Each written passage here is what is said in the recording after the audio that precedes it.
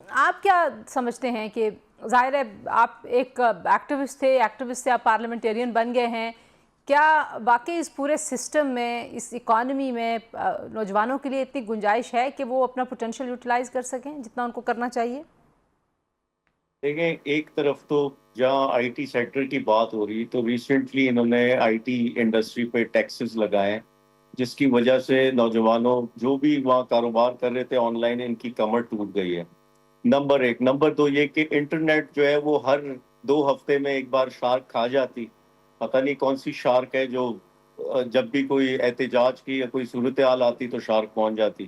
تو یہ وہ چیزیں جو اس انڈسٹری کو متاثر کرتی۔ دیکھیں، ایک طرف آپ امپورٹ پر ڈیوٹیز یا ٹیکسز لگاتے ہیں تو دوسری طرف ایکسپورٹس پہ تو کام کرے نا۔ ایکسپورٹس پہ کوئی کام نہیں ہوا پچھلے ان کے ادوار میں، اور جس کی وجہ سے وہ آپ کی جی ڈی پی گروتھ وہ 2 سے 3% پہ پہنچی ہوئی ہے، اور ان امپلائمنٹ وہ 9 سے 10% پہ۔ تو یہ اس صورتحال میں اب مشکل ہے نوجوان کے لیے، اور آپ کے سامنے فگرز ہے، یہ میں کوئی ہوائی بات نہیں کر رہا۔ ہماری گورنمنٹ جب جاتی ہے تو 8.5 لاکھ لوگ، نوجوان اسپیشلی، وہ ملک سے باہر جاتے ہیں، اور وہ ریزن کیا ہے؟ Political instability. ٹھیک کہ ہے۔ یا ایک نوجوان دیکھتا کہ پہلے ایک حکومت کو 3.5 سال میں فارغ کر دیا گیا، یعنی کوئی حکومت کا، جمہوریت کا تسلسل نہیں، پھر 2 سال الیکشن نہیں ہونے دیے، یعنی آئین کی کوئی پاسداری نہیں، اور پھر جو الیکشن ہوا اس میں نوجوان نے دیکھا کہ میرا تو 5 سال بعد جو ایک آئینی رائٹ آتا وہ ہے نہیں،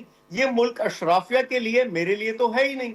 تو نوجوان نے جب یہ دیکھ لیا، محسوس کر لیا، خود اپنی آنکھ، یعنی پہلے تو ہم کہانیاں سنتے تھے نا، اب تو نوجوان نے خود دیکھ لیا لائنوں میں کھڑے ہو کے، ذلیل و خوار ہو کے 8 فروری کو، اس کو سمجھ آ گئی سسٹم کیا ہے۔ تو نوجوان مایوس ہے۔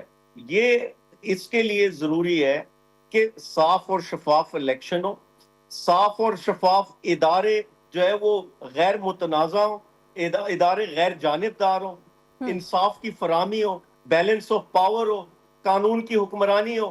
یہ نہیں ہوگا۔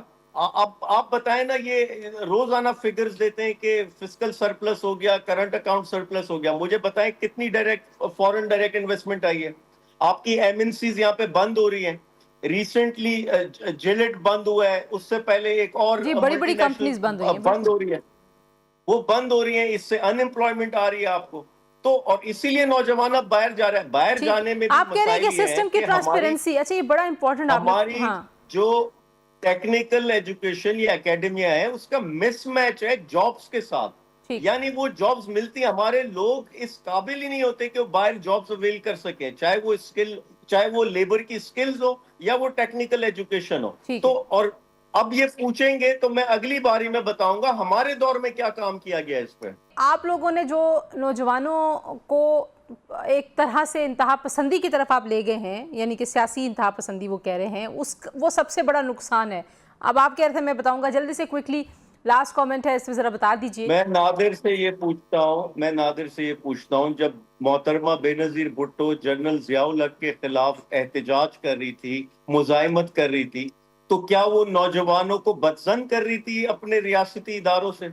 کیا وہ احتجاج فوج کے حق ہے، خلاف مگر کر رہی تھی؟ وہ جو یا یا آرمڈ یا فورسز ہے جمہوریت اس کے کے ملٹری یا پہ اٹیک نہیں کروا رہی تھی، یا میں حملہ نہیں کروا کمپلیٹ رہی کر تھی لوں، وہ۔ میں کمپلیٹ کر کر لیں لوں آپ، میں کر لیں۔ کمپلیٹ کر لوں یا وہ جمہوری پروسیس کو اسٹرینتھن کر رہی تھی۔ آج بھی ہم کسی ادارے کے خلاف نہیں ہیں۔ عمران خان واضح کہہ چکا کہ یہ فوج بھی میری اور یہ ادارے بھی میرے، اور ان کی عزت، ان کا وقار کے عمران خان نے ہمیشہ اس کی بات کی۔ لیکن اگر آمریت اور آمرانہ پالیسیز کے خلاف ہم اگر احتجاج کرتے، بات کرتے، تو اس کو ہرگز اداروں سے نہ جوڑا جائے۔ ہم اگر بات کرتے کہ الیکشن کیوں چوری کیا گیا، ہر ادارہ اپنی ڈومین میں رہے، جس ادارے کا جو کام ہے وہ اپنی ڈومین کے مطابق کرے، تو اس میں کیا حرج ہے؟ جب کسی ادارے کا، سیاست دان کا کام سیاست کرنا ہے، میڈیا والے کا کام وہ میڈیا سے منسلک، جوڈیشری کا کام انصاف دینا، فیصلے کرنا،